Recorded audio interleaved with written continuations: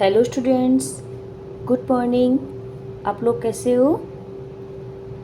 अपन ने last classes में हमने न्यूट्रिशन का टॉपिक कर लिया था।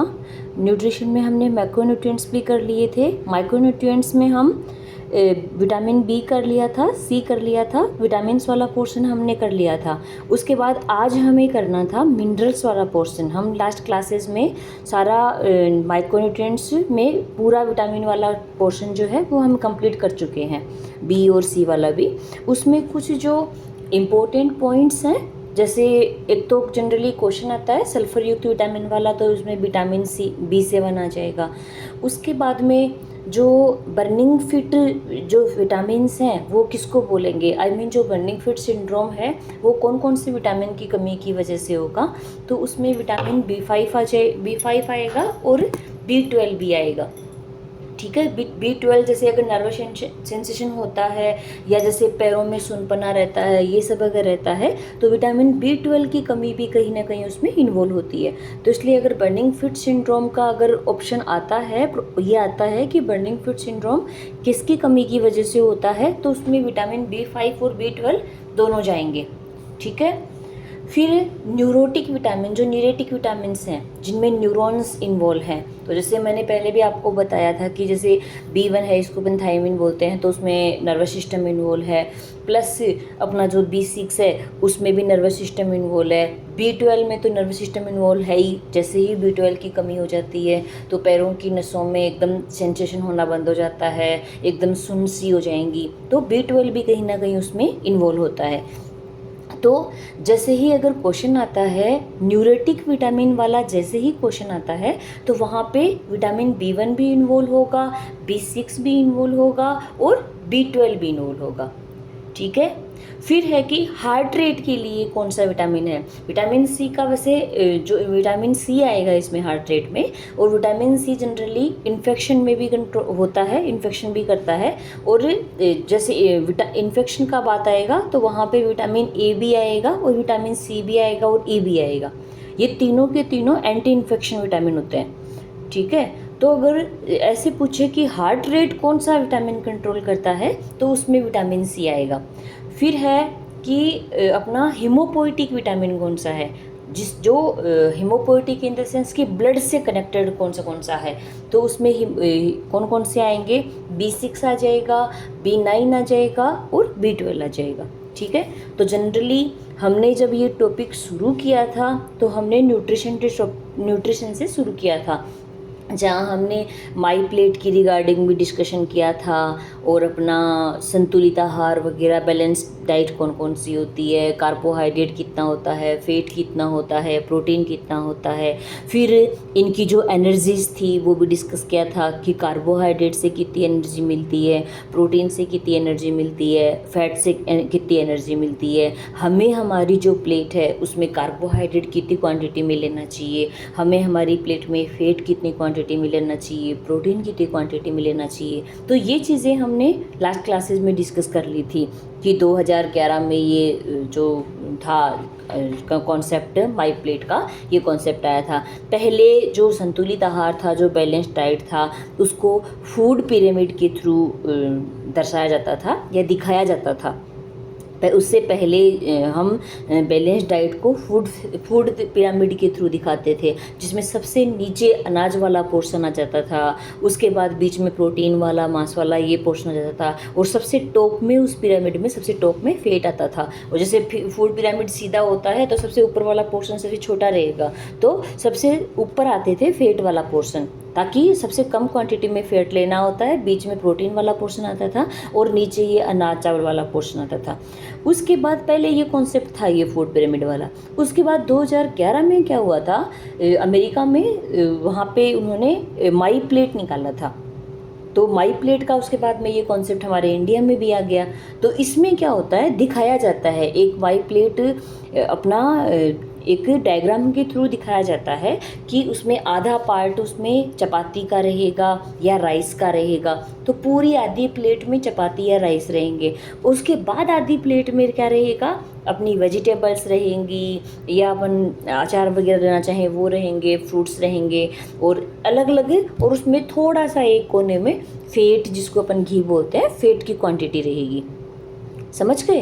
तो उसको एक डायग्राम के थ्रू, एक चित्र के थ्रू वो चीज़ दर्शाई गई थी, एक डायग्राम के थ्रू वो चीज़ दिखाई गई थी कि माई प्लेट में क्या होता है। फिर जैसे जनरली कार्बोहाइड्रेट, प्रोटीन और फैट हैं, तो उनमें जैसे कार्बोहाइड्रेट अपना 4 किलो कैलोरी देता है, प्रोटीन भी 4 देता है, और जो फैट है वो 9 किलो कैलोरी देता है। जनरली हम फैट को कम क्वान्टिटी में लेते हैं, और दूसरा इसकी एनर्जी सबसे ज़्यादा फैट देता है, लेकिन इसकी क्वांटिटी कम होती है क्योंकि ये कोलेस्ट्रॉल को बढ़ा देता है। और दूसरा, सबसे पहले फैट नहीं डाइजेशन होता है, सबसे पहले कार्बोहाइड्रेट डाइजेशन होना शुरू करता है, डाइजेस्ट होना शुरू करता है। सबसे पहले जो एनर्जी गिविंग का काम करता है वो कार्बोहाइड्रेट ही होता है। उसके बाद सेकंड नंबर पे फैट डाइजेस्ट होगा, और उसके बाद में फिर प्रोटीन डाइजेस्ट होगी। फैट का तो डाइजेशन का नंबर तब आता है जब अपन कोई फास्टिंग करते हैं। जनरली जैसे आपने घर में सुना होगा कि थोड़े बहुत फास्ट किया कर, ये जो एक्स्ट्रा फैट जमा हो रखा है ये कम हो। समझ गए? तो उसका रीज़न वही है कि जनरली सबसे पहले जो एनर्जी गिविंग का काम करेगा वो कार्बोहाइड्रेट ही करेगा। जब कार्बोहाइड्रेट अपन अगर नहीं ले रहे हैं, कार्ब्स अगर अपन नहीं ले रहे हैं, तब फैट डाइजेस्ट होगा और वो एनर्जी देने का काम करेगा। समझ गए बात को?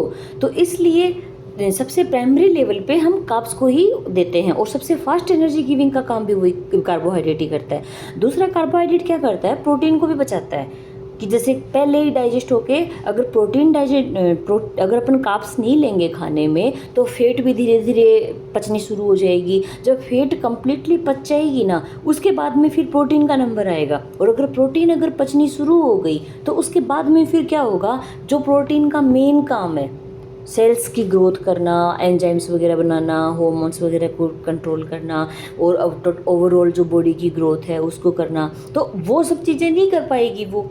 भाई डीएनए आरएनए बनेंगे, प्रोटीन से बनेंगे, प्लस जो अपना एंजाइम्स और हार्मोन्स बनेंगे वो प्रोटीन से बनेंगे, सेल्स की ग्रोथ प्रोटीन से होगी, बॉडी की ग्रोथ प्रोटीन से होगी। तो अगर प्रोटीन एनर्जी गिविंग का काम करने लग जाएगी तो फिर वो अपने खुद का जो काम है वो नहीं कर पाएगी। तो इसलिए कार्बोहाइड्रेट प्रोटीन की रक्षा करता है, प्रोटीन का प्रोटेक्शन करता है। और दूसरा, कहीं ना कहीं फैट का भी प्रोटेक्शन करता है कार्बोहाइड्रेट। अगर कार्बोहाइड्रेट अगर अपन बॉडी में नहीं लेते हैं ना, और अगर फैट अगर डाइजेस्ट होना शुरू हो जाती है, तो फैट अकेली बिना ऑक्सीजन के जलना शुरू हो जाएगी, और जब ये बिना ऑक्सीजन के जलना शुरू होएगी तो कीटोन बॉडीज़ बनने लग जाएंगे हमारी बॉडी में, कीटोन बॉडीज़ का फॉर्मेशन होना शुरू हो जाएगा।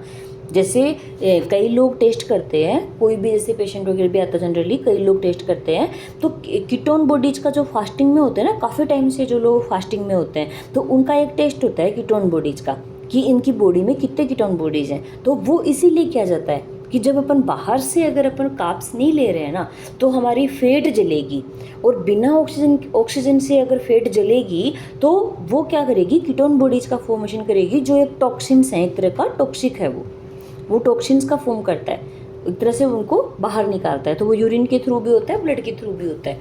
फिर है कि ये अपन ने अपना था कि जो मैक्रोन्यूट्रिएंट्स थे उसमें कार्ब्स था, प्रोटीन था, फैट था और वाटर था। तो ये अपन ने टोटल कंप्लीट कर लिया था। हमारी बॉडी में जैसे 90% पार्ट है वो वाटर करता है, तो वो भी एक मैक्रोन्यूट्रिएंट्स का पार्ट होता है।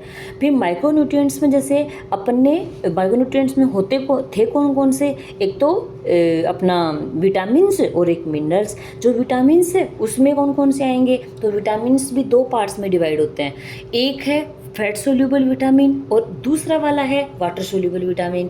फैट सोल्यूबल विटामिन में कौन कौन से हैं, उसमें आएगा vitamin A, vitamin D, vitamin E और विटामिन के।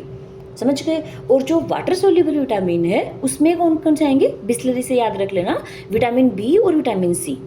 ठीक है? तो जो विटामिन वाटर सोल्यूबल विटामिन होंगे वो सारे के सारे बॉडी में स्टोर नहीं होंगे।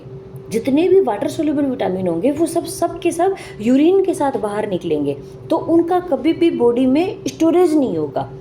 और जो फैट सोल्यूबल विटामिन होंगे वो सारे के सारे हमारी बॉडी में स्टोर रहेंगे। उनको अगर अपन ने एक बार ले लिया तो 6-7 महीने 8 महीने स्टोर रहेंगे वो। जैसे ही फैट डिजोल्व होगी तो फैट के साथ में वो डिजोल्व होएंगे, फैट के साथ में कम होएंगे। जब तक फैट डिजोल्व नहीं हो रही है तब तक वो भी, उनकी भी काउंटिंग है वो कम नहीं होगी। तो जाहिर सी बात है कि जो यूरिन के साथ बाहर निकल रहे हैं, जो वाटर सोल्यूबल विटामिन हैं जो यूरिन के साथ बाहर निकल रहे हैं, तो उनकी हमारी बॉडी में हमेशा कमी भी रहेगी। तो हमें डेली बेसिस पे उनको कंटिन्यू लेना भी पड़ेगा, क्योंकि वापस एक्सक्रीशन भी तो हो रहा है ना। तो जो वाटर सोल्यूबल विटामिन है उसको हमें चेक करवाते भी रहना पड़ता है, और हमें डेली लाइफस्टाइल में उसको कंटिन्यू रखना भी पड़ता है। जैसे अपन बी को देते हैं जनरली, सबसे ज़्यादा अगर हमारी बॉडी में, हमारे इंडियंस में अगर सबसे ज़्यादा किसी विटामिन की कमी होती है तो विटामिन बी है एक तरह का। क्यों? क्योंकि कोई भी नॉन वेज नहीं खाता, और विटामिन बी के मैक्सिमम जो सोर्स हैं, मैक्सिमम टू मैक्सिमम जो विटामिन बी के सोर्स हैं वो सारे के सारे नॉन वेज ही हैं। हालांकि डेयरी प्रोडक्ट्स में पाया जाता है, दूध हो गया, दही हो गया, लहसुन हो गया, इनमें थोड़ा बहुत होता है, लेकिन वो इतना नहीं होता कि वो एक नीड को कंप्लीट कर सके। और वो तो यूरिन के साथ निकल रहा है, जितना उनके थ्रू आ रहा है उतना तो यूरिन के साथ बाहर निकल रहा है। तो बॉडी में तो हमेशा हमारे विटामिन बी की कमी ही मिलेगी, हर कंडीशन में हमें विटामिन बी कमी मिलेगा हमारी बॉडी में। समझ गए बात को? तो जो वाटर सोल्यूबल वाले हैं वो हमारे इंडियंस में एक कमी मिलती ही है, और स्पेशली जो विटामिन बी है उसकी तो हर इंडियन में ऑलमोस्ट जो नॉनवेज नहीं खाते हैं उनमें सब में, वेजिटेरियंस में विटामिन बी की कमी मिलेगी ही मिलेगी। विटामिन सी की कमी हमारे इसलिए नहीं मिलती है क्योंकि हमारे डेली लाइफस्टाइल में विटामिन सी के काफ़ी सारे सोर्स रहते हैं, क्योंकि विटामिन सी के मैक्सिमम सोर्स वेजिटेरियन है, नॉन वेजिटेरियन नहीं है। तो हमारे इंडिया में मैक्सिमम लोग वेजिटेरियन हैं, तो उनके थ्रू हो जाता है। जैसे हरी मिर्च है, हरी मिर्च हमारे इंडिया में सीधा डेली बेसिस पे यूज करते हैं, तो वो विटामिन सी का सोर्स है एक तरह का। फिर अपना जो नींबू है, संतरा है, तो ये मैक्सिमम हम खाते ही हैं। आंवला तो चलो सब लोग नहीं खाते हैं, जो हाईएस्ट जो विटामिन सी का सोर्स है वो आंवला है, लेकिन आंवला सब लोग नहीं खाते हैं। लेकिन जनरली हरी मिर्च सब खाते हैं, प्लस अपना नींबू सब लोग लेते हैं। फिर संतरा भी ऑलमोस्ट सब लोग लेते हैं, और सीजन के अकॉर्डिंग थोड़ा बहुत आंवला भी लेते ही हैं। समझ गए? तो वहाँ पे हो जाता है। तो फैट सोल्यूबल जो वाटर सोल्यूबल है वो हमारी बॉडी में स्टोरेज नहीं होगा, तो वो कभी भी टॉक्सिसिटी भी क्रिएट नहीं करेगा। जो वाटर सोल्यूबल विटामिन्स हैं उनकी टॉक्सिसिटी भी बहुत रेयर केस में आएगी, बहुत रेयर केस में मिलेगी। समझ गए बात को? फिर फैट सोल्यूबल जो विटामिन है, फैट सोल्यूबल विटामिन फैट में होएगा तो बॉडी में स्टोर भी होगा, बॉडी में स्टोर होगा, बाहर निकलने का उसके पास ऑप्शन नहीं है अगर अपन फास्टिंग नहीं कर रहे हैं। तो वो अगर हम ज़्यादा क्वांटिटी में ले लेंगे तो हमारी बॉडी में स्टोर होना शुरू कर देगा, और कहीं ना कहीं अगर वो क्वांटिटी में ज़्यादा हो गए तो फैटी लीवर भी क्रिएट कर सकते हैं। समझ गए? कि अगर जितनी उसकी ज़रूरत है, जितना उसका हमें नीड है, उससे ज़्यादा अगर हमने उसको ले लिया बॉडी में, इनटेक अगर ज़्यादा कर लिया, तो वो हमारी बॉडी में टॉक्सिसिटी क्रिएट करके और हमारी बॉडी में फैटी लीवर क्रिएट कर सकते हैं। क्योंकि फैट डिजोल्व है तो फैट सोल्यूबल होंगे, तो जैसे ही क्वांटिटी में ज़्यादा हो जाएगा तो फैटी लीवर हो जाएगा। ठीक है? तो अपन ने यहाँ तक अपने न्यूट्रिशन के टॉपिक का मैक्रो और माइक्रो में विटामिन तक का एकदम प्रॉपर तरीके से अपन ने पूरा कर लिया है। जो मेन हमारी जो जितनी भी इम्पोर्टेंट जो है चीज़ें वो हमने कवर कर ली हैं लास्ट क्लासेस में भी। तो टोटल अगर मैं सारी क्लासेस को इन्वॉल्व करके बोलूँ तो न्यूट्रिशन, मैक्रो और माइक्रो में विटामिन्स तक हमने कम्प्लीटली कवर कर लिया है लास्ट क्लासेस का मिला के पूरा। ठीक है? आज हम मिनरल्स पढ़ेंगे। ठीक है? आराम से रिलैक्स होके पढ़ेंगे, शांति से। जितना टॉपिक अपन से कवर होता है, जितना अपन से किया जाता है उतना अपन करेंगे। जैसे एक एक टॉपिक ही कवर करेंगे। तो मिनरल्स में आज हमारा जो टारगेट है वो है कैल्शियम और फॉस्फोरस का। आयरन वगैरह, जिंक, आयोडीन अपन नेक्स्ट क्लास में करेंगे। आज अपना मेन टारगेट कैल्शियम और फॉस्फोरस का ही रहेगा। ठीक है? तो सबसे पहले तो मिनरल आता किस में है? तो मिनरल आएगा अकार्बनिक यौगिक में। याद रखना कंपाउंड हमारे दो तरह के होते हैं, एक कार्बनिक और एक अकार्बनिक। जो कार्बनिक कंपाउंड हैं उनको जब जलाया जाएगा तो ऐश या जो राख होती है उसका फॉर्मेशन नहीं होता है, पीछे कुछ नहीं बचता बेसिकली। तो जब अपन कार्बनिक कंपाउंड्स को अपन जलाते हैं तो उसके पीछे कुछ भी नहीं रहता है, उसको हम कार्बनिक यौगिक कहेंगे। और कार्बनिक यौगिक में आएंगे कौन कौन से? कार्बोहाइड्रेट, प्रोटीन, फैट और विटामिन, ये आएंगे कार्बनिक यौगिक में। अकार्बनिक यौगिक वो यौगिक होंगे जो जलाने पे पीछे बचेगा, अवशेष बचेगा, उसको हम अकार्बनिक में काउंट करेंगे। तो जो मिनरल है वो हमारे अकार्बनिक यौगिक में आएंगे। और हमारी बॉडी में 4% मिनरल एलिमेंट्स होते हैं। हमारी बॉडी का अगर टोटल अपन काउंट करें तो 4% तक मिनरल्स कवर करते हैं, ठीक है। फिर है कि इनका काम क्या है, तो इनका काम जैसे शरीर की वृद्धि एवं निर्माण में सहायक है। और इनमें जैसे अपना जो वनस्पति सोर्स है उनको जलाने पे कहीं ना कहीं भस्म बचती है। जो भी वनस्पति के जो सोर्स हैं मिनरल्स के, उनको अगर अपन जलाएंगे तो पीछे राख वगैरह बचेगी उसमें, ठीक है। और जंतु ऊतकों को भी जलाएंगे तो वहाँ भी अपने कुछ ना कुछ राख पीछे बचता है, तो इसलिए उसको अकार्बनिक में काउंट करते हैं। और जैसे अपना बॉडी को ओवरऑल ग्रोथ देगा, बॉडी का फॉर्मेशन करेगा, सेल्स का निर्माण करेगा, वो सब चीज़ें जनरली। और जैसे जिंक वगैरह हैं तो ये सब तो इम्यूनिटी पावर भी बढ़ाते हैं, तो वो आगे का जैसे पार्ट है। उसके बाद है कि अपना जो बॉडी की जो मेटाबॉलिक क्रियाएं हैं, जितनी भी मेटाबॉलिज्म वाली क्रियाएं हैं, वो भी सब मिनरल्स कंट्रोल करेंगे, ठीक है। फिर है कि इसके जो मिनरल्स है इसके दो टाइप्स होते हैं। एक तो बल्क या मैक्रो एलिमेंट्स और दूसरा ट्रेस या माइक्रो एलिमेंट्स। अब बल्क या मैक्रो एलिमेंट्स कौन से होंगे? मैक्रो एलिमेंट्स वाले मिनरल कौन से आएंगे? जो हमारी बॉडी को कम क्वांटिटी में चाहिए, ज़्यादा क्वांटिटी में चाहिए होती है। मैक्रो, बल्क और मैक्रो मतलब ज़्यादा, और ट्रेस या माइक्रो मतलब कम, समझ गए। तो जो मिनरल्स हमारी बॉडी को बहुत ज़्यादा क्वांटिटी में चाहिए होते हैं उनको हम मैक्रो एलिमेंट्स कहेंगे, और जो हमारी बॉडी को बहुत कम क्वांटिटी में चाहिए होते हैं उनको हम माइक्रो में काउंट करेंगे। तो मैक्रो में कौन कौन से आ जाएंगे? जैसे अपना कैल्शियम हो गया, फास्फेट हो गया, पोटेशियम हो गया, सल्फर हो गया, सोडियम हो गया, क्लोरीन हो गया, मैग्नीशियम हो गया। जैसे अपन ने पिछली क्लासेस में भी ये डिस्कशन किया था कि जो मैग्नीशियम है वो तो बहुत सारे काम है उसके, मसल्स को भी स्ट्रॉन्ग बनाता है, अपना नर्वस सिस्टम को भी स्ट्रॉन्ग बनाता है, स्ट्रेस को भी मैनेज करता है, स्लीप को भी मैनेज करता है, अपना डिप्रेशन को भी मैनेज करता है। स्ट्रेस में ही वो काउंट हो गया। माइंड की लेवल की जो चीज़ें हैं उनको भी सबको मैनेज करता है, समझ गए।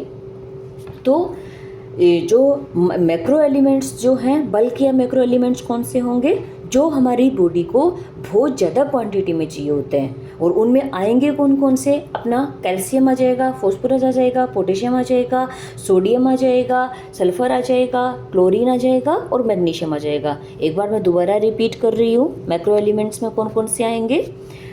कैल्शियम आएगा, फॉस्फोरस आएगा, पोटेशियम आएगा, सोडियम आएगा, सल्फर आएगा, फिर मैग्नीशियम आएगा और क्लोरीन आएगा, ठीक है। कैल्शियम फॉस्फोर तो दोनों साथ में ही आते हैं तो वो याद रह जाएगा। फिर अपना पोटेशियम, फास्फोरस के साथ ही डबल पी वाला पोटेशियम आ जाएगा। फिर डबल एस आएगा तो डबल एस में सोडियम और सल्फर आ जाएंगे। फिर मैग्नीशियम और क्लोरीन, ये दोनों आ जाएंगे। और जनरली आपको पता ही है कि सोडियम और क्लोरीन तो हमें चाहिए होता है। अपन जनरली बॉडी में एनर्जी नहीं होती है तो आप अपनी जैसे जनरली सिकंजी वगैरह बना के पीते हैं, या नमक चीनी का घोल बना के पीते हैं, या ORS पीते हैं। तो वो क्यों? उसमें क्या है? उसमें सोडियम और क्लोरीन ही तो है, तो वो तो हम मैक्रो में आएगा ही आएगा। प्लस कैल्शियम फॉस्फोरस है, ये बोन्स वगैरह में, हड्डियों और दांतों में, मसल्स में, इनमें काम में आएंगे, तो ये भी मैक्रो में ही आएंगे। फिर मैग्नीशियम है तो मैग्नीशियम अकेला कितने चीज़ों को मैनेज कर रहा है, स्लीप को वो मैनेज कर रहा है, एंजाइटी को वो मैनेज कर रहा है, डिप्रेशन को वो मैनेज कर रहा है, मसल्स को वो मैनेज कर रहा है, फिर नसों को वो मैनेज कर रहा है, ब्रेन की एक्टिविटीज़ को वो मैनेज कर रहा है। तो वो भी मैक्रो में आएगा। सोडियम क्लोराइड पहले से मैक्रो में है। फिर बचा क्या उसके बाद, पोटेशियम बचा, तो वो हार्ट रेट वगैरह को मैनेज करता है। पोटेशियम कहीं ना कहीं हार्ट रेट को संभालता है ना, मसल्स को तो संभालता है जो संभालता है, बाकी हार्ट रेट वगैरह को भी संभालता है, बीपी, हार्ट रेट, इन सब चीज़ों को भी संभालता है, तो इसलिए वो भी कहीं ना कहीं मैक्रो में आएगा। तो मैक्रो वाले आपको इजीली याद हो जाएंगे, मैक्रो में ज़्यादा प्रॉब्लम नहीं रहेगी। इससे क्वेश्चन आता है, इसलिए इनको याद करना ही करना है। ये इस तरह से एग्जाम में क्वेश्चन आता है कि इनमें से कौन सा माइक्रो एलिमेंट है, और उसमें 3 मैक्रो एलिमेंट्स के नाम दे देगा, और जो डी वाला ऑप्शन है उसमें, या जो एक ऑप्शन होगा उसमें माइक्रो का नाम होगा। तो अगर कन्फ्यूजन हो गया तो बहुत परेशानी रहेगी। तो कैल्शियम फॉस्फोरस ये दोनों साथ में आते हैं तो ये याद रह जाएंगे। फिर फॉस्फोरस के साथ ही पी ऐड कर लेना तो पोटेशियम वाला ऐड रह जाएगा। फिर डबल एस आ जाएगा तो सोडियम और सल्फर आ जाएंगे। उसके बाद में मैग्नीशियम, जैसे मैंने एक्सप्लेन कर दिया आपको कि वो अकेला कितना काम कर रहा है, तो वो मैक्रो में अकाउंट हो जाएगा। और सोडियम क्लोराइड तो जैसे अपन को पता ही है आपको सबको, तो वो दोनों आ जाएंगे। तो इस तरह से करके याद हो जाएंगे। फिर है माइक्रो एलिमेंट। तो माइक्रो एलिमेंट्स में वो एलिमेंट्स जो हमारी बॉडी को बहुत कम क्वांटिटी में चाहिए होते हैं, समझ गए, और एकदम माइनर क्वांटिटी में चाहिए होते हैं, तो उनको हम माइक्रो एलिमेंट्स में मानेंगे। माइक्रो एलिमेंट्स में होते कौन कौन से हैं, अपना लोहा, तांबा, manganese, cobalt, aluminium, selenium, zinc, chloride, अपना जो फ्लोरीन, क्लोरीन तो मैक्रो में आएगा, फ्लोरीन जो है वो आएगा। फिर iodine, bromine, chromium, cadmium, molybdenum, silicon, निकल, वेनेडियम, ये सब माइक्रो में आएंगे। जनरली इनका काम सबका अलग अलग है। जैसे अपना कोबाल्ट है तो वो अपना जो विटामिन B7 है उसका फॉर्मेशन करेगा, प्लस इंसुलिन का भी फॉर्मेशन करता है, DNA के फॉर्मेशन में भी हेल्प करता है। तो सबके अपने अपने काम है। लोहा आपको सबको पता है।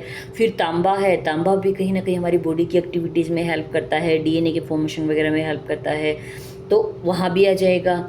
फिर जिंक है, वो हमारी ओवरऑल ग्रोथ करता है कि भाई पूरी बॉडी की इम्यूनिटी पावर बढ़ाएगा, कहीं घाव हो गया उसको मैनेज करेगा, और जैसे अपना DNA RNA का फॉर्मेशन है, या कई सारी जो केमिकल रिएक्शंस हैं उनके लिए एक कैटलिस्ट का काम भी करेगा।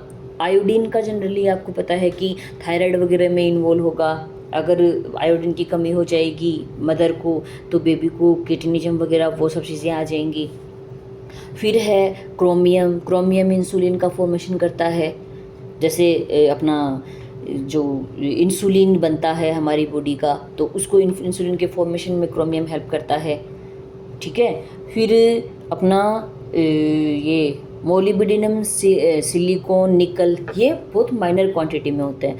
जनरली क्वेश्चन ज़्यादा या तो क्रोमियम से आता है या फिर जिंक से आता है। जिंक और जो क्रोमियम है ना, ये दोनों कहीं ना कहीं इंसुलिन से कनेक्ट है, और दूसरा कोबाल्ट B7 से कनेक्ट हो जाएगा। फिर अपना सेलेनियम जो है ना, ये DNA RNA के फॉर्मेशन में भी हेल्प करता है, तो इसका भी कई बार क्वेश्चन पूछ ले जाते हैं। फिर आयोडीन का जैसे आपको सबको पता ही है जनरली, अगर नहीं पता है तो मैं आपको बता देती हूँ कि थायराइड जो ग्लैंड है हमारी, उसके प्रॉपर वर्क करने में, थायराइड ग्लैंड के प्रॉपर वर्क करने में आयोडीन हेल्प करता है। तो आयोडीन की अगर कमी हो जाएगी तो हमारी पूरी थायराइड ग्लैंड स्वेल हो जाएगी, और स्वेल होके और पूरा गला एकदम सूज जाएगा, जिसको गोइटर अपन बोलते हैं। ऐसे ही प्रेगनेंसी में अगर मदर को अगर आयोडीन की कमी हो जाएगी तो फिर क्या होगा, उसको बेबी को क्रिटिनिज्म हो जाएगा, मंदबुद्धिता, क्रिटिनिज्म, और उसकी वेट बढ़ना, ये सब चीज़ें आ जाएंगी।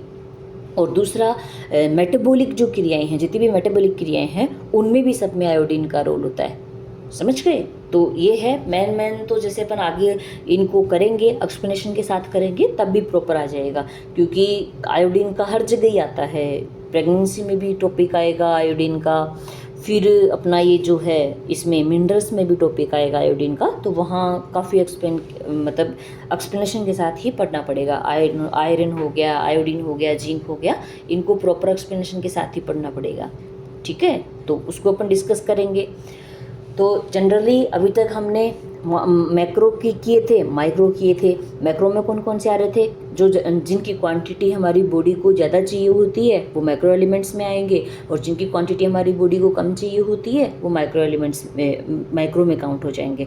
फिर मैक्रो में कौन कौन से आएंगे, calcium, phosphorus, potassium, sodium, sulphur, chlorine, magnesium, ये सब आ जाएंगे। माइक्रो में कौन कौन से आएंगे, लोहा, ये कॉमन है, ये क्वेश्चन बहुत बार आता है। सबको लगता है कि लोहा मैक्रो एलिमेंट्स में जाएगा, क्योंकि अपन प्रेगनेंसी में वो जो गर्ल्स हैं उनको ये सुना हुआ होता है कि प्रेगनेंसी में अपन आयरन फोलिक एसिड की टैबलेट देते हैं, तो सबको ये लगता है कि लोहा और तांबा मैक्रो में काउंट होगा। और इसी वजह से, इस रीजन की वजह से ही ये क्वेश्चन बहुत सी बार एग्जाम्स में रिपीट होता है।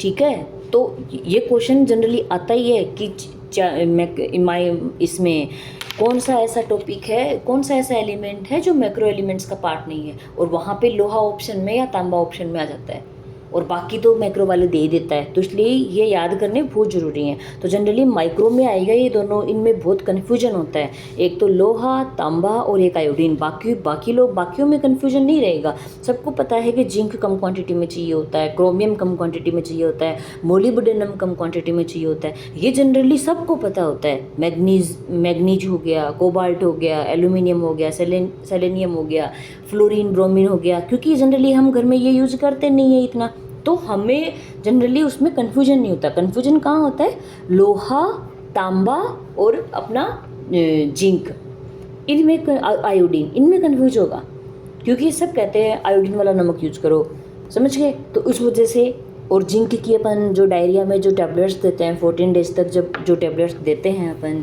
ORS के साथ में जिंक की, तो जनरली उस वजह से दिमाग में ये होता है कि ये मैक्रो का पार्ट होगा। और लोहा तांबे का तो कॉमन है ही कि सबको लगता है कि ये मैक्रो का है, इसलिए इन चारों में कन्फ्यूजन होगा। तो इनका ध्यान रखना कि लोहा, तांबा, जिंक और आयोडीन, ये चारों के चारों माइक्रो एलिमेंट्स के पार्ट हैं। अगर आप याद रखो तो याद रख सकते हो कि क्रोमियम हो गया, ब्रोमीन हो गया, सेलेनियम हो गया, मोलिब्डेनम हो गया, सिलिकॉन हो गया, निकल हो गया, वैनेडियम हो गया, तो ये जनरली माइक्रो एलिमेंट्स का पार्ट है। ठीक है, फिर है अपना main topic calcium and phosphorus वाला, जो माइक्रो एसेंशियल मिनरल्स में जो है, खनिज तत्व में सबसे पहले जो टॉपिक आएगा वो कैल्शियम और फॉस्फोरस का आएगा। तो फर्स्ट ऑफ ऑल तो कैल्शियम और फॉस्फोरस का रेशियो क्या होता है हमारी बॉडी में, हमारी बॉडी में कैल्शियम और फॉस्फोरस किस रेशियो में पाए जाते हैं। तो याद रखना, कैल्शियम का रेशियो 2 होगा और फॉस्फोरस का 1 होगा। हमेशा कैल्शियम फॉस्फोरस से ज़्यादा क्वांटिटी में होगा। अगर हमने फॉस्फोरस अगर ज़्यादा ले लिया है तो वो फॉस्फोरस अपने आप को बैलेंस करने के लिए क्या करेगा, जो हमारी हड्डियाँ और जो दांत हैं उनसे कैल्शियम निकाल के और ब्लड में डाल देगा।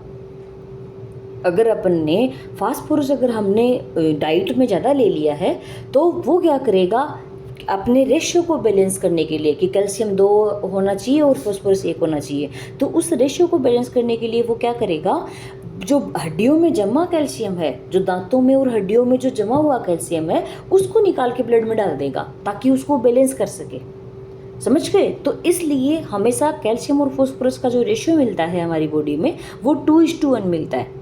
ठीक है। फिर है कि जनरली ये काम क्या करता है, तो हमेशा इसका हड्डियों का निर्माण करेगा और टीथ का निर्माण करेगा। कि सबसे पहले जो ओवरऑल आपको भी पता है, मुझे भी पता है और ऑलमोस्ट लगभग सबको ये पता होता ही है कि कैल्शियम काम क्या करेगा, कैल्शियम और फास्फोरस क्या काम करेंगे, तो हड्डियों का निर्माण करेगा और दांतों का निर्माण करेगा। तो जनरली जैसे कैल्शियम कम होना शुरू हो जाता है, दांत झड़ने चालू हो जाते हैं, ये सब चीज़ें जनरली होती जाती है। फिर है कि बॉडी की ग्रोथ करेगा, ओवरऑल बॉडी की ग्रोथ करेगा, मसल्स की ग्रोथ करेगा, मसल्स के कॉन्ट्रैक्शन में हेल्प करेगा, ये जनरली आएगा। फिर है कि रक्त को जमाने में जो ब्लड का थक्का जमता है, ब्लड का कोगुलेशन होता है, वहाँ भी कैल्शियम हेल्प करता है। कैल्शियम काम क्या करता है, जो ब्लड प्लेटलेट्स होती हैं हमारी बॉडी में, जो ब्लड प्लेटलेट्स होती हैं उनके साथ में कैल्शियम मिलके थ्रोम्बोप्लास्टिन का निर्माण कर देगा। ठीक है। सबसे पहली स्टेज पे जैसे ही थक्का जमने लगता है तो हमारी बॉडी की ऊपरी स्किन पे तो ब्लड में जो थोड़ा बहुत कैल्शियम पाया जाता है, तो वो क्या करता है, जो ब्लड प्लेटलेट्स हैं उनके साथ कैल्शियम मिलके क्या करेगा, थ्रोम्बोप्लास्टिन का फॉर्मेशन कर देगा। और थ्रोम्बोप्लास्टिन फिर वापस से कैल्शियम, विटामिन के और ट्रिप्टेन एंजाइम की प्रेजेंस में प्रोथ्रोम्बिन का निर्माण कर देंगे। फिर वही प्रोथ्रोम्बिन वापस से कैल्शियम, विटामिन के और जो कोएगुलेशन फैक्टर हैं जैसे 5 और 8 वाले, तो उनके साथ मिलके और ये क्या करेगा, थ्रोम्बिन में कन्वर्ट हो जाएगा। पहले थ्रोम्बोप्लास्टिन बन रहा था, फिर थ्रोम्बोप्लास्टिन से वापस क्या बन रहा था, प्रोथ्रोम्बिन बन रहा था, और प्रोथ्रोम्बिन से बाद में क्या बन रहा था, थ्रोम्बिन बन रहा था। और थ्रोम्बिन लास्ट में क्या करेगा, फाइब्रिनोजन, जो थ्रोम्बिन है वो फाइब्रिनोजन के साथ में मिलके फाइब्रिन का निर्माण कर देगा, और वही फाइब्रिन बाद में थक्का जमाने में हेल्प करेगा। तो कैल्शियम ने बड़ा रोल प्ले कर दिया थक्का जमाने में। कैसे कर दिया कि सबसे पहले जैसे ही हमारे चोट लगेगी, कुछ भी लगेगा, तो सबसे पहले जो ऊपरी लेवल पे जो ब्लड में जो कैल्शियम है वो ब्लड प्लेटलेट्स के साथ मिलके, और जो ब्लड में जमा हुआ कैल्शियम है वो सबसे पहले थ्रोम्बोप्लास्टिन का निर्माण कर देगा। थ्रोम्बोप्लास्टिन वापस से कैल्शियम और विटामिन के साथ मिलके और ट्रिप्टिन के साथ मिलके और प्रोथ्रोम्बिन को बना देगा। प्रोथ्रोम्बिन वापस कैल्शियम, विटामिन के और जो ब्लड कोएगुलेशन फैक्टर है 5 और 8, इनके साथ में मिलके थ्रोम्बिन बना देगा। फिर थ्रोम्बिन वापस फाइब्रिनोजन के साथ मिलके फाइब्रिन बना देगा, और वो ही फाइब्रिन फिर क्या करेगा, ब्लड का थक्का जमा देगा। समझ गए? तो हड्डियों और दांतों के निर्माण में भी हेल्प कर रहा है, अपने बॉडी की ग्रोथ में भी हेल्प कर रहा है, मसल्स कॉन्ट्रैक्शन में भी हेल्प कर रहा है, फिर ब्लड के थक्का जमाने में भी हेल्प कर रहा है। पहले थ्रोम्बोप्लास्टिन बनेगा, फिर प्रोथ्रोम्बिन बनेगा, फिर थ्रोम्बिन बनेगा, फिर फाइब्रिन बनेगा। फिर मसल्स के कॉन्ट्रैक्शन में अपन कर ही चुके। हार्ट रेट को कंट्रोल करता है, हार्ट रेट को कंट्रोल रखता है।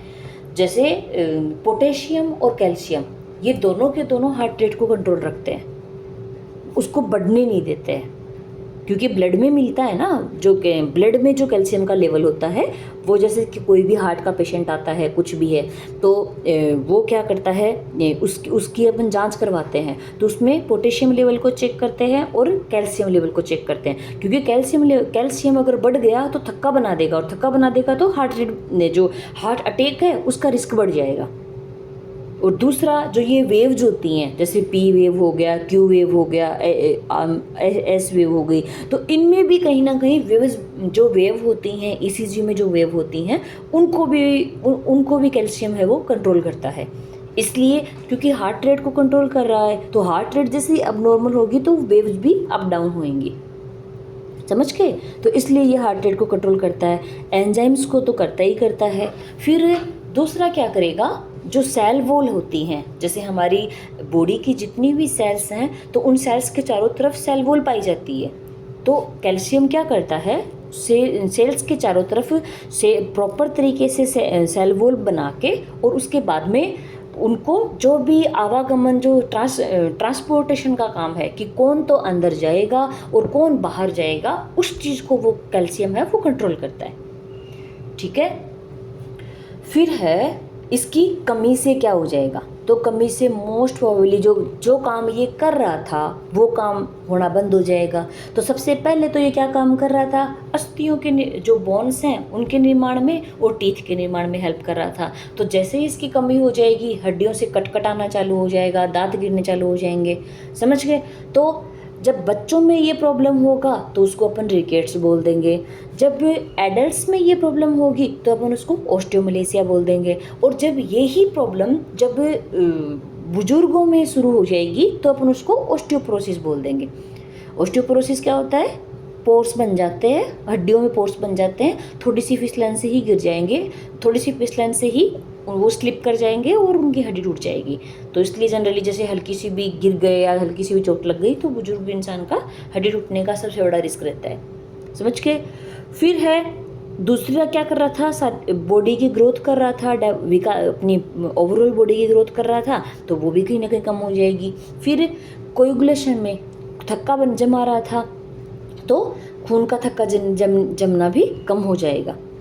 फिर है मसल्स कॉन्ट्रैक्शन में, तो जाहिर सी बात है अकेली हड्डियाँ ही कमज़ोर नहीं होंगी। जब कैल्शियम कम होगा तो मसल्स भी कमज़ोर होंगी, पैरों में दर्द रहेगा, मसल्स कमज़ोर होंगी, वो प्रॉब्लम होएगी।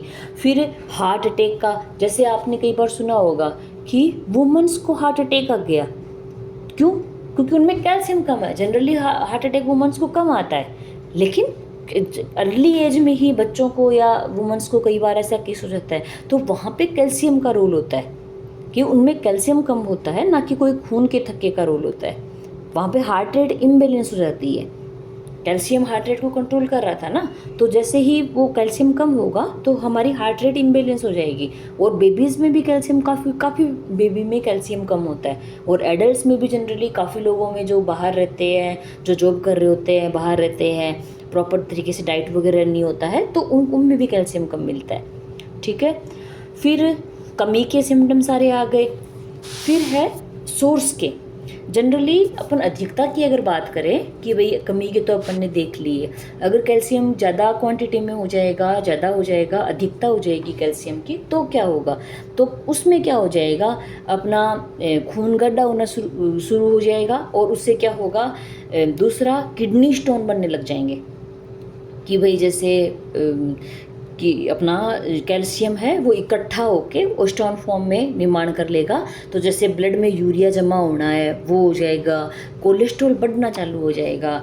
दूसरा जो भूख है, भूख कम लगना चालू हो जाएगी, थोड़ा उल्टी का सा मन होना चालू हो जाएगा, ये सब चीज़ें होने लग जाएंगी।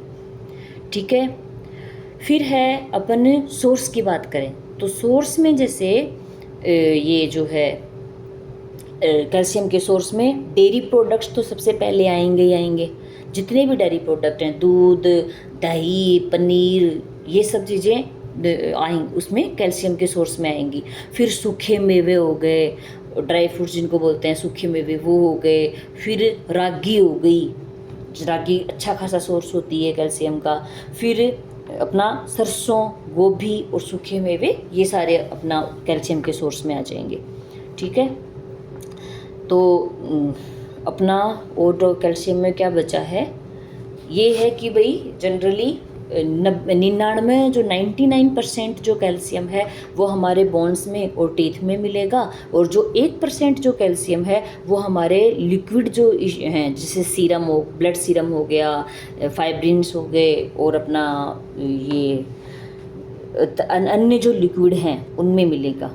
तो कैल्शियम से कुछ बचा नहीं है। वैसे अपने कैल्शियम को ओवरऑल कर ही लिया है कि भाई सबसे पहले तो कैल्शियम मैक्रो एलिमेंट्स का पार्ट है, समझ गए। फिर जो कैल्शियम है वो अपनी बॉडी का 99% जो पार्ट है कैल्शियम का वो बोन्स और टीथ में होता है। और 1% जो लिक्विड होंगे, चाहे ब्लड का सीरम है, प्लाज्मा है, उन सब में, और फाइब्रिन तंतुओं वगैरह में, इनमें मिलेगा। फिर सोर्स में इसके डेयरी प्रोडक्ट्स आ जाएंगे, रागी आ जाएगी, बाजरे में भी कहीं ना कहीं ठीक ठाक क्वांटिटी में मिलता ही है। फिर सूखे मेवे आ जाएंगे, गोभी आ जाएगा। फिर अपना ये सरसों हो गया, सरसों आ जाएगा, और हरी पत्तेदार सब्जियां, ये सब चीज़ें आ जाएंगी। फिर है अधिकता, तो अधिकता से क्या हो जाएगा कि भाई ये खून को गाढ़ा कर देगा, तो उससे स्टोन फॉर्मेशन हो जाएंगे और किडनी स्टोन वगैरह बनने लग जाएंगे। हाइपर कैल्सीमिया हो जाएगा, हाइपर कैल्सीमिया से भी हार्ट रेट इम्बैलेंस होती है, तो वो चीज़ भी हो जाएगी। इसके काम क्या है, मेनली अस्थियों का, बोन्स का और टीथ का निर्माण करना। फिर दूसरा काम ओवरऑल बॉडी की ग्रोथ करना। तीसरा काम खून का थक्का जमाना, ब्लड का कोगुलेशन करना। कोगुलेशन करेगा कैसे, पहले थ्रोम्बोप्लास्टिन बनाएगा ब्लड प्लेटलेट से मिलके, उसके बाद में थ्रोम्बोप्लास्टिन से फिर ये प्रोथ्रोम्बिन में कन्वर्ट करेगा कैल्शियम और विटामिन के साथ मिलके और ट्रिप्टन के साथ मिलके। फिर प्रोथ्रोम्बिन से ये थ्रोम्बिन में कन्वर्ट करेगा कैल्शियम, विटामिन के और ब्लड कोगुलेशन फैक्टर के साथ मिलके थ्रोम्बिन में कन्वर्ट कर देगा। और थ्रोम्बिन से फिर फाइब्रिनोजन के साथ मिलके फाइब्रिन में कन्वर्ट कर देगा। और फाइब्रिन तो खून का थक्का जमाता ही है, जनरली पता ही है। फिर चौथा काम कौन सा है, मसल्स के कॉन्ट्रैक्शन में हेल्प करेगा। पांचवा काम कौन सा है, हार्ट रेट को कंट्रोल करेगा। छठवां काम कौन सा है, सारे एंजाइम्स को एक्टिव बनाएगा।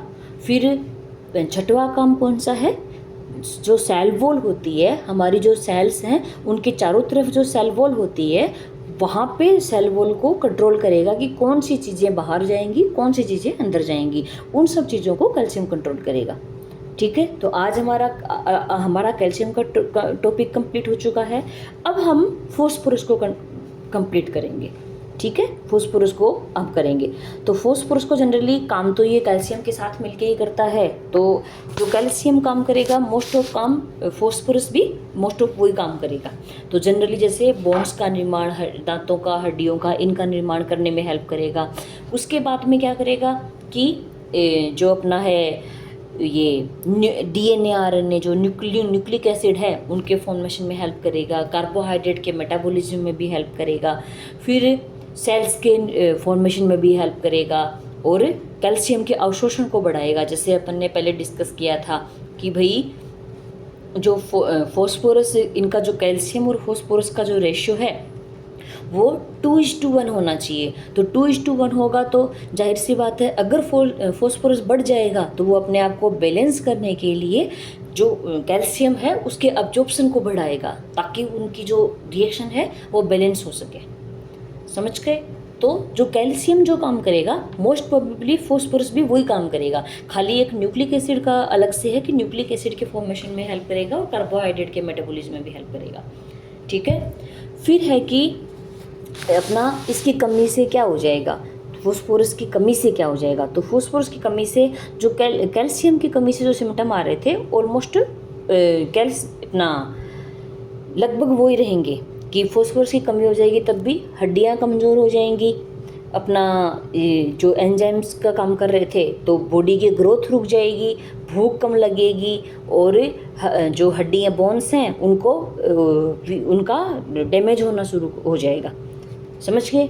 थकान वगैरह फील होगी, बिना किसी रीजन के प्रॉपर तरीके से अपन खा रहे हैं उसके बाद भी हमारी बॉडी थकी थकी फील कर रही है, तो वो सब चीज़ें आने लग जाएंगी। अब है कि इसके सोर्स क्या क्या हैं। तो जो डेयरी प्रोडक्ट्स होंगे सारे के सारे, वो डेयरी प्रोडक्ट्स सारे के सारे इसमें आ जाएंगे। दूध हो गया, दही हो गया, ये सब, और पनीर हो गया, ये आ जाएंगे।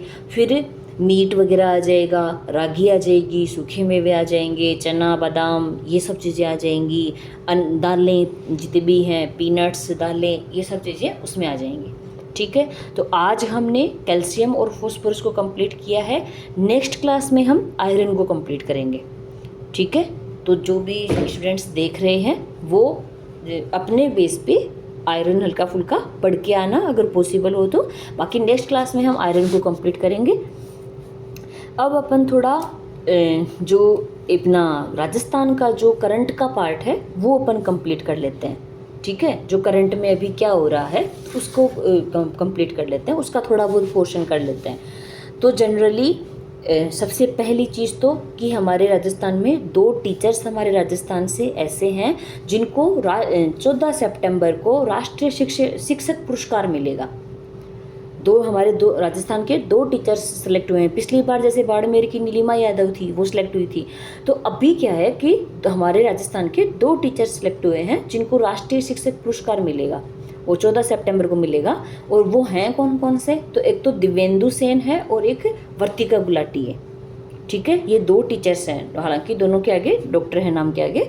तो डॉक्टर दिव्येंदु सेन और डॉक्टर वर्तिका गुलाटी, ये 2 टीचर्स हैं हमारे राजस्थान के जो राष्ट्रीय शिक्षक पुरस्कार से सम्मानित होंगे और 14 सितंबर को सम्मानित होंगे।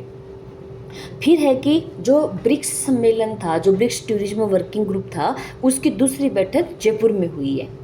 अभी रिसेंट में ही हुई है, 2-3 दिन पहले ही हुई है। ठीक है, तीसरी चीज़ है कि जो हमारे भारत की नागरिकता का जो दिया है, अधिकार जो दिया है कि भाई कौन भारत का नागरिक है और कौन भारत का नागरिक नहीं है, उस चीज़ का जो जिम्मा सौंपा है हमारी गवर्नमेंट ने, तो वो नागरिकता डिसाइड करने का जो जिम्मा सौंपा है वो अभी जिला कलेक्टर्स को सौंपा। जैसे आपको भी पता होगा कि राजस्थान में अभी पंचायती राज चुनाव आ रखे हैं, है ना। तो अभी नगरीय नगर पालिका वाले नगरीय चुनाव और पंचायती राज चुनाव हैं, तो उसमें जैसे जो वोटर में नागरिकता देखी जाएगी कि कौन नागरिक है नहीं है, तो वो जो नागरिकता वाला है तो चुनाव करवाते कौन है, उसका जिम्मा किसका होता है चुनाव कराने का, जिला कलेक्टर्स का। तो उन्हीं को ही गवर्नमेंट ने जिम्मा सौंप दिया है कि नागरिकता डिसाइड करने वाले भी आप ही होंगे। केंद्र सरकार ने क्या किया है, भारतीय नागरिकता देने का अधिकार है वो जिला कलेक्टर्स को सौंप दिया है। ठीक है, फिर है कि 100 आइकन्स ऑफ राजस्थान पहल कौन से विभाग के द्वारा चालू की गई है। अभी रिसेंट में ही 2-3 दिन पहले ही ये चालू हुआ है जो ये पहल है। तो 100 आइकन्स ऑफ राजस्थान है, ये पहल किसने स्टार्ट की है, तो उद्योग एंड वाणिज्य विभाग ने 100 आइकन ऑफ राजस्थान की पहल स्टार्ट की है। ठीक है, फिर है कि एक तैराक है जो स्वर्ण पदक लेके आई है, 52वीं जूनियर नेशनल एक्वेटिक चैंपियनशिप है, तो उसमें स्वर्ण पदक लेके आई है दक्षिणा जोशी नाम से एक तैराक है जो लेके आई है। हालांकि जो तैराकी संघ के जो अध्यक्ष हैं वो अनिल व्यास हैं, जो उनके टीचर हैं वो अनिल व्यास हैं, और दक्षिणा जोशी जो है वो भी स्वर्ण पदक लेके आई है। फिर है कि एक राजस्थान का ही पर्सन है जिसको प्राइड ऑफ राजस्थान सम्मान से सम्मानित किया हुआ है। डाक विभाग का पर्सन है जिसको प्राइड ऑफ राजस्थान सम्मान से सम्मानित किया गया है। अजय गर्ग नाम से एक पर्सन है जो डाक विभाग का पर्सन है और उसको प्राइड ऑफ राजस्थान नाम से सम्मान दिया गया है। फिर है हमारे राजस्थान के 2 शहर हैं जिनमें स्पेस एंड चिल्ड्रन गैलरी की स्थापना की जाएगी। एक तो जोधपुर है और एक जो जयपुर है। यहाँ पे 2 जगह, एक जयपुर और एक जोधपुर, ये 2 जगह ऐसी हैं जहाँ पे हमारे राजस्थान में स्पेस एंड चिल्ड्रन गैलरी की स्थापना की जाएगी। और ये स्थापना इसलिए की जा रही है कि बच्चों को अवेयर किया जा सके। जो हमारे जितने भी ये अपना ये हो रहे हैं, जितने भी अपना इसको बोलते हैं ना, ये जितने भी बन रहे हैं रॉकेट वगैरह बन रहे हैं, जो भी हम आविष्कार कर रहे हैं, इन्वेंशन कर रहे हैं, तो जितने भी न्यू इन्वेंशन हो रहे हैं उनके लिए बच्चों को उनके लिए अवेयर करने के लिए कि बच्चों में ये जागरूकता फैले, बच्चों में इस चीज़ का हो कि भाई क्या क्या चीज़ें बन रही हैं, उस चीज़ को लेके अवेयर करने के लिए बच्चों को जो न्यू इन्वेंशन हो रहे हैं उसको लेके अवेयर करने के लिए हमारे राजस्थान में 2 जगह चिल्ड्रन एंड स्पेस गैलरी बनेगी। कहाँ पे, जयपुर एंड जोधपुर, वहाँ पे दोनों जगह चिल्ड्रन एंड स्पेस गैलरी बनेगी। ठीक है, फिर है कि सिक्कर की एक आरपीएफ जवान है जिसने अभी यूरोप की सबसे ऊंची चोटी माउंट एल्ब्रुस को फतह किया है।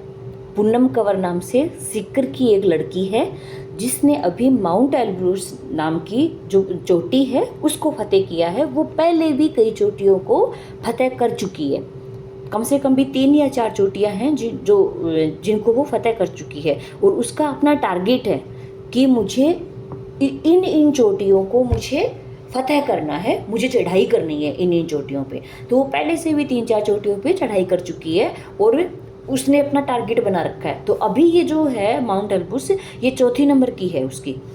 तो अभी जैसे रिसेंट की हमारे सिक्कर की ही है वो, और पूनम कंवर नाम से है, पूनम कंवर नाम है, और उसने अभी यूरोप की सबसे ऊंची चोटी है माउंट एल्ब्रुस, उसको फतेह किया है। ठीक है, फिर है कि हमारे जो केंद्रीय कृषि और किसान कल्याण मंत्रालय है उसने ये चीज़ बताई है कि हमारा जो राजस्थान है वो जौ उत्पादन में प्रथम स्थान पे है। अपन जैसे पशुओं की बात करें तो पशुओं में सबसे ज़्यादा राजस्थान में क्या मिलता है, तो पशुओं की अगर अपन सबसे पहले पशु गणना के हिसाब से अगर अपन देखें तो बकरी सबसे पहले नंबर पे आती है। बकरी के बाद में गाय आती है, गाय के बाद में भैंस आती है, भैंस के बाद में ऊँट आता है, ऊँट के बाद में फिर अपना कौन सा आएगा, ऊँट के बाद में भेड़, है ना, ऊँट के बाद में भेड़ आएगी और भेड़ के बाद में गधे आएंगे। समझ गए। तो अगर अपन पशु गणना के हिसाब से, पशुओं के हिसाब से बात करें अपन, अगर पशुओं के अकॉर्डिंग देखें तो सबसे, राजस्थान के पर्पज से बात करें तो सबसे ज़्यादा राजस्थान में बकरियां मिलेंगी, उसके बाद में गाय मिलेगी, तीसरे नंबर पे भैंस मिलेगी, चौथे नंबर पे ऊँट मिलेंगे, पाँचवें नंबर पे भेड़ मिलेगी और छठवें नंबर पे गधे मिलेंगे। ठीक है। और अपने वनस्पति के अकॉर्डिंग देखें, ये तो पशुओं का मैटर था, और वनस्पति के अकॉर्डिंग देखें तो वनस्पति में गेहूँ और जौ और सरसों, ये हमारे राजस्थान में मैक्सिमम पाया जाता है। तो उसमें जैसे अपना गेहूँ वाला जो है, गेहूँ सबसे ज़्यादा कहाँ मिलेगा? हनुमानगढ़ और गंगानगर क्षेत्र में। जैसे अपन ने पिछली क्लासेस में ये डिस्कशन भी किया है, पहले अपन इस चीज़ को लेके डिस्कशन भी कर चुके हैं कि गेहूँ सबसे ज़्यादा उत्पादन के क्षेत्र से सबसे ज़्यादा कहाँ होगा? हनुमानगढ़ में, और दूसरे नंबर पे होगा गंगानगर में। और अगर क्षेत्रफल की दृष्टि से अगर गेहूं का देखें तो क्षेत्रफल में फिर गंगानगर टॉप पे आ जाएगा और हनुमानगढ़ सेकंड नंबर पे आ जाएगा। समझ गए? तो ये गेहूं का है। फिर अपना जो जौ का था कि जो राजस्थान में जौ सबसे ज़्यादा कहाँ मिलेंगे, तो वो गंगानगर में, सबसे पहले गंगानगर आएगा और उसके बाद में जयपुर आएगा। जो कि अगर उसमें देखें तो सबसे पहले जो गंगानगर आएगा और सेकंड नंबर पे जयपुर आएगा।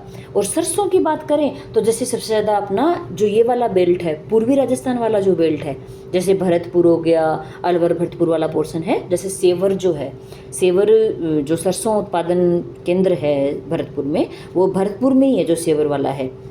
तो जो ये वाला बेल्ट है अलवर भरतपुर कोटा वाला, तो इस बेल्ट में, पूर्वी राजस्थान वाले बेल्ट में ज़्यादातर सरसों उधर की साइड ज़्यादा मिलती है। ठीक है।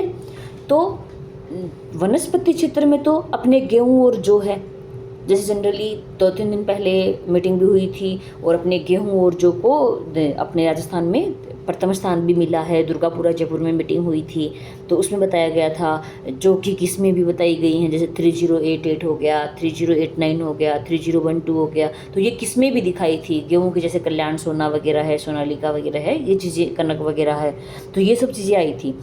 तो अभी जैसे इन्होंने पशुओं में दे दिया है, तो पशुओं में अपना जो है, ये सबसे पहले बकरी आएगी, फिर गाय आएगी, फिर भैंस आएगी, फिर ऊँट आएगा, उसके बाद भेड़ आएगी और 6th पे गधे आएंगे। ठीक है। तो ये चीज़ें हैं।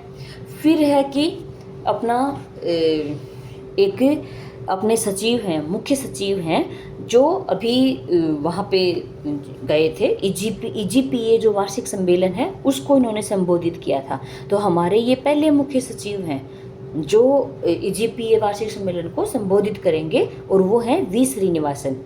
और वी श्रीनिवासन की रिगार्डिंग ही एक नई चीज़ और है कि इनका कार्यकाल बढ़ा दिया गया है। इनका 6 महीने का कार्यकाल एक्सटेंड हो गया है, फरवरी तक हो गया है अब, क्योंकि इनका भी कार्यकाल ख़त्म होने वाला था। तो जो हमारे वी श्रीनिवास जो मुख्य सचिव हैं, उनका कार्यकाल भी फरवरी तक बढ़ा दिया गया है। फिर है जो अभी रिसेंट का जो युद्धाभ्यास है, एक नया युद्धाभ्यास है, जोधपुर में ये युद्धाभ्यास हो रहा है, भारत और जापान के बीच में ये हो रहा है, और इसका नाम क्या है? वीर गार्जियन युद्धाभ्यास। ठीक है। ये नया युद्धाभ्यास है, वीर गार्जियन युद्धाभ्यास नाम है, और ये हो किसके बीच में रहा है? भारत और जापान के बीच में ये युद्धाभ्यास हो रहा है, और वीर गार्जियन इसका नाम है। ठीक है। फिर है MDM अवार्ड, जो मथुरा दास माथुर जो अवार्ड है 2025-26 का, ये 33वां MDM अवार्ड है। तो ये 2025-26 का है। तो इसमें किस किस को मिले हैं? तो इसमें जो सीनियर उस पे मिला है वो है अशोक शर्मा। फिर जूनियर में कैटेगरी में किसको मिला है? कुशाग्र ओझा को। और जो सब जूनियर कैटेगरी में सिफान खान को मिला है। ठीक है। तो जो MDM अवार्ड है 2025 और 26 के 33वें MDM अवार्ड है, ये 2025-26 के हैं। इसमें सीनियर कैटेगरी में किसको मिला है? अशोक शर्मा को। फिर जूनियर कैटेगरी में किसको मिला है? कुशाग्र ओझा को। और सब जूनियर कैटेगरी में किसको मिला है? सिफान खान को।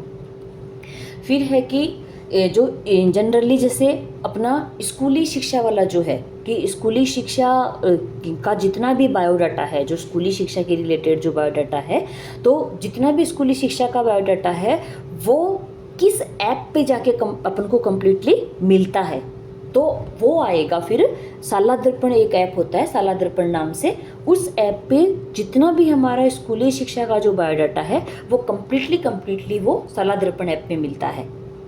ठीक है। फिर है कि एक राजभाषा गौरव सम्मान मिला है राजस्थान में, एक पर्सन को राजभाषा गौरव सम्मान मिला है।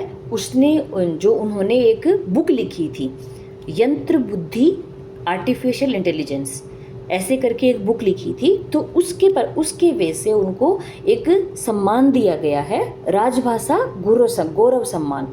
और उस पर्सन का नाम क्या है? बालेंदु शर्मा दादीज। ठीक है। तो हमारे राजस्थान के बालेंदु शर्मा जो दादीज हैं, उनको राजभाषा गौरव सम्मान नाम से सम्मान मिला है। और उनकी किस पुस्तक की वजह से मिला है? तो वो है यंत्र बुद्धि आर्टिफिशियल इंटेलिजेंस। ठीक है। फिर आता है कि अपना जो राजममता कार्यक्रम है, राजममता जो पहल है उसका है। तो जनरली ये जो राजममता प्रोग्राम है ये बनाया किसके लिए बनाया गया था?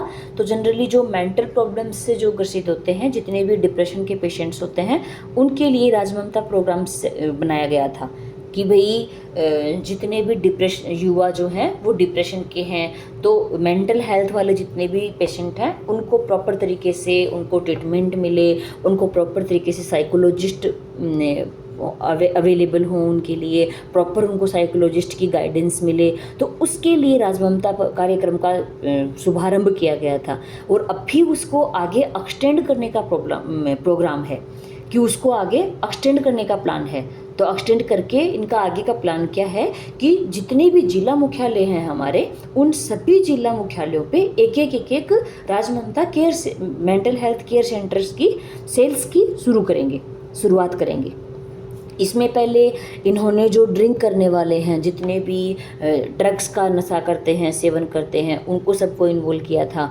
उसके बाद में फिर जितने भी डिप्रेशन के पेशेंट हैं उनको सबको इन्वॉल्व किया था। तो अभी जैसे पहले तो ये ऑनलाइन ही था, अपना जो है ये इस पे ऐप पे ही अवेलेबल था, जो राजममता प्रोग्राम था ये ऐप पे ही था। लेकिन अभी इसका एक एक्सटेंड किया गया है इसको कि जितने भी जिला मुख्यालय हैं उन पे सब पे मेंटल हेल्थ केयर सेल्स की स्थापना करेंगे। ठीक है। तो अपना ये कंप्लीट हो गया है। कुछ अपना फ़ोन नंबर हैं कि जैसे साइबर के जो नंबर हैं वो हैं 1930। ये जो भी साइबर ठगी करते हैं उनके खिलाफ अगर आपको करना है, कंप्लेंट करनी है, तो उसके हैं 1930। ऐसे ही जो जानवर हैं, जानवरों के लिए क्या स्थापित किया गया है? Mobile care unit. एक गाड़ी होती है जो जाती है जहाँ से भी कॉल आती है वहाँ जाती है, और उसके बाद में वो घर घर जाके और उस जानवर का इलाज करती है। तो उसका जो है वो है अपना 1062।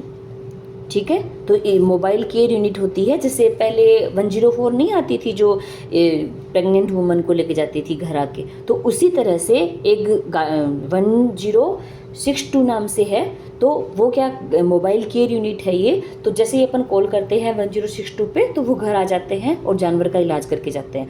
ऐसे ही वन्य जीवों को लेके भी एक है जो 1026 है। वो 262 था, ये 26 है। वो क्या है? जैसे आपके गांव में शेर आ गया, कोई भी वन्य जीव जानवर आ गया, तो उसकी कंप्लेंट करने के लिए 1026 आया है। फिर है डोमेस्टिक वायलेंस के लिए। तो डोमेस्टिक वायलेंस के लिए 181 का है कि भाई किसी भी फीमेल के साथ डोमेस्टिक वायलेंस होता है तो कंप्लेंट करने के लिए 181 नंबर होता है। फिर है बेबीज़ के लिए, चाइल्ड के लिए, कि कोई भी बच्चा कहीं गुम हो गया है, कुछ भी हो गया है, तो कंप्लेंट करने के लिए 1098 है जो बेबी के लिए होता है। ठीक है। फिर है अपना